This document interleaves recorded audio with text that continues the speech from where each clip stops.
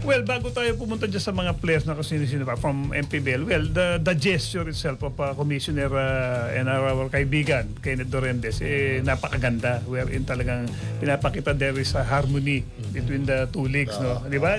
Minsan, iba ayaw magpahiram, pero ito, kaya saludo kami sa inyo, Commissioner Kenneth Dorendes. So, talagang, siyempre, yung mga players naman ng MPBL, di ba? Sino ayaw i-represent ang Pilipinas? Yes. Masama ka lang pare sa pool. Kahit hindi ka na sa final 12, di ba? May pool muna yan di ba?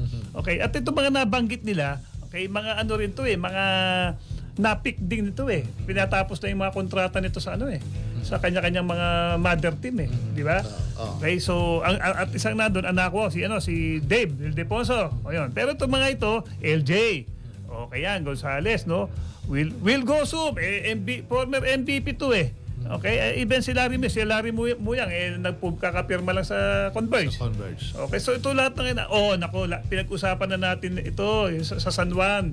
Si Orlan Mamar. Pwede rin, kahit papaano, di ba?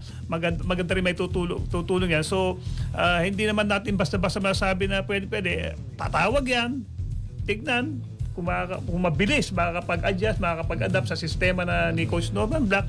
And bahala na si Coach Norman Black kung anong magiging decision niya. Pero mas maganda nga yung mas marami kang pinagpipilian. Di ba? Maganda. Kasi doon din sa semi-tryout, doon yung pool net, isa tryout there's a harmonious parang competition, di ba? Hindi na talagang mahirap yung parang shooing ka, betting spread. Maganda rin may nakakalabang kayo ba? Kahit pa paano, iron sharpens iron yan di ba? Pag magaling na dyan, talagang labanan ng maganda. Then from there, makikita na ng coach kung sino talagang tamang ilalagay niya sa kanyang lineup for the SEA Games. Iyon.